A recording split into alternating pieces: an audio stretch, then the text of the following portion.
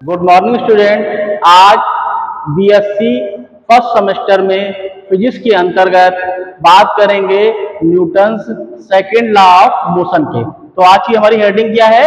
आज की हेडिंग है Newton's second law of motion. इसे जो है लॉ ऑफ फोर्स के नाम से भी जानते हैं। क्या कहते हैं इसको? हम लॉ ऑफ फोर्स के नाम से भी जानते हैं, क्योंकि इसके द्वारा क्या हुआ था, जो हमारा बल का जो सूत्र था, फॉर्मूला था, इसको ड्राइव किया गया था। इसलिए इसको बल का सूत्र ज्ञात करने का फॉर्मूला भी कहते हैं, इसीलिए इसको हम बल का नियम भी कहते हैं। अब ये नियम है क्या? ये क्या बताता है? बताता है संवेग परिवर्तन की दर लगने वाले बल के बराबर होती है। यानी कि संवेग परिवर्तन में जो परिवर्तन होता है समय के साथ, वो परिवर्तन जो है वो लगने वाले बल के बराबर होता है। देखिए यहाँ पे F बराबर dp अपॉन dt। F क्या है? लगने वाला बल।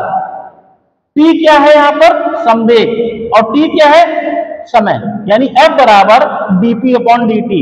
अगर हम P, क्योंकि P हमारा क्या है? संवेग है। और संवेग क्या होता है? मास और वेलोसिटी के बराबर हो जाता है। यानी कि यहाँ पर क्या है?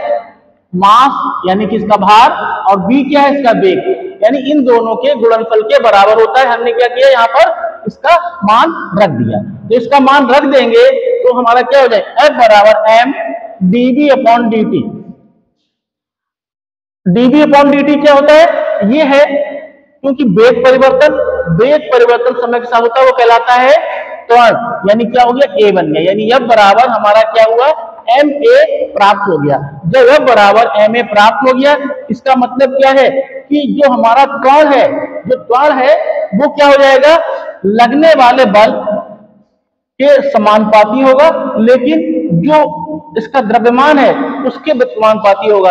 और F कौन सा फोर्स है कि इस पे नेट बल कार्य कर रहा है, वो बल होगा। यानी कि F एक्सटर्नल बराबर क्या हो जाएगा? ma। यानी किसी भी हम निकाय पर जो भी बल लगा रहे हैं, उस बल का टोटल योग जो है वो इसके मास और त्वरण पर निर्भर करेगा। इसके अलावा F बराबर dp अपॉन dt से एक चीज स्पष्ट और होगी। क्या स्पष्ट हो गई? कि यदि बल का मान बढ़ेगा तो क्या हो जाएगा? समय उस समय क्या हो जाएगा? घट जाएगा, क्योंकि जो बल के सापेक्ष समय कैसा है? व्युत्क्रमानुपाती है। यानी कि एक बढ़ेगा, दूसरा क्या हो जाएगा? घट जाएगा। और अगर बल हमारा घट रहा होगा तो क्या हो जाएगा? तो हमारा समय क्या हो जाएगा? बढ़ जाएगा। ठीक है? कहने का मतलब ये है कि दोनों आपस में एक साथ नहीं बढ़ सकते। समय बढ़ेगा तो बल घटेगा, समय घटेगा तो बल बढ़ जाएगा। ठीक है? इसके अलावा देखिए, अगर हम ये मान लें कि क्योंकि बल का मात्रक हमारा क्या होता है? बल का यूनिट जो होता है वो होता है न्यूटन, यानी कि 1 न्यूटन। अगर हम किसी भी वस्तु पर, किसी भी निकाय पर 1 न्यूटन का बल लगाएंगे तो उस समय क्या हो जाएगा? जो हमारा द्रव्यमान है उसका मान या उसका भार 1 किलोग्राम हो, और जो लगने वाला त्वरण है वो 1 मीटर प्रति सेकंड स्क्वायर होना चाहिए। उस समय क्या हो जाएगा? उस पर लगने वाला जो बल है उसका मान 1 न्यूटन होगा। इसको 1 न्यूटन जो है 10 की पावर 5 डाइन के बराबर भी होता है। ठीक है? इसको जो है हम, इसका जो मात्रक है वो न्यूटन या किलोग्राम मीटर पर सेकंड स्क्वायर। कहने का मतलब ये है, इसका जो मात्रक होगा वो क्या हो जाएगा?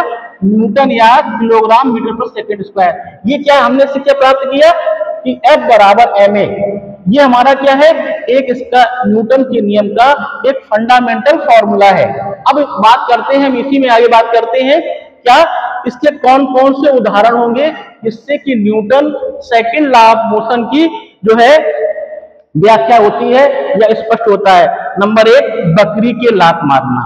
होता क्या है कि कोई चरवाहा भेड़ या बकरियों को लेके गया, और बकरियां क्या है उसके अकॉर्डिंग नहीं चल रही हैं, या उसके अकॉर्डिंग वो कह रहा है, इंडिकेशन दे रहा है, वो उस काम से नहीं हट रही हैं। क्या करेगा? उसको गुस्सा आया, गुस्सा आते हुए क्या किया? उसने बकरी के लात मार दी। जब बकरी के लात मार दी तो क्या हो जाए? बकरी जो है उसके कहे अनुसार जो काम नहीं करे तुरंत करना शुरू कर देगी। यानी क्या? इसने तेजी से बल लगाया, उतने से लात मारी, उतनी तेजी से क्या हुआ? यहाँ पर क्या हुआ?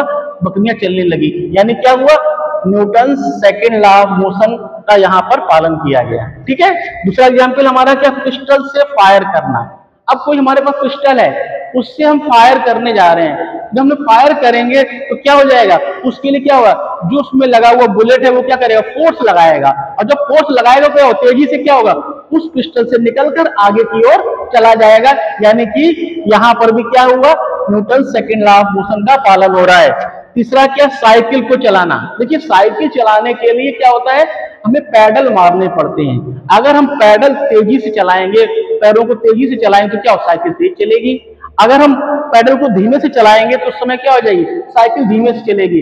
कहने का मतलब ये है कि यहां पर भी डिपेंड क्या कर रहा है कि जो हमारा वेग है, वेग में परिवर्तन जब होगा तभी तो त्वरण होगा। अब वेग में परिवर्तन अगर हम कम करेंगे तो त्वरण हमारा क्या होगा, कम होगा, और जब त्वरण कम होगा सीधी सी बात है कि हम कम बल लगा रहे हैं, यानी कि आगे हम धीमे से पहुंचेंगे। अधिक जब बल लगाएंगे, जब हमारा वेग अधिक होगा तो क्या हो जाएगा, उस समय हमारा क्या हो जाएगा, लगने वाला बल भी अधिक होगा और हम तेजी से क्या होगा, आगे की ओर बढ़ जाएंगे। ये डिपेंड करता है कि हम यहाँ पर कितना बल लगा रहे हैं। बल लगाएंगे उसी हिसाब से हम आगे की ओर बढ़ेंगे। इसके बाद चौथा एग्जाम्पल है फुटबॉल, बास्केटबॉल, बेसबॉल को फेंकना। देखिए होता क्या है, फुटबॉल अपने स्थान पर रुकी हुई है, उसको हम कैसे मोशन देंगे, जब उस पर हम पैरों से किक मारेंगे।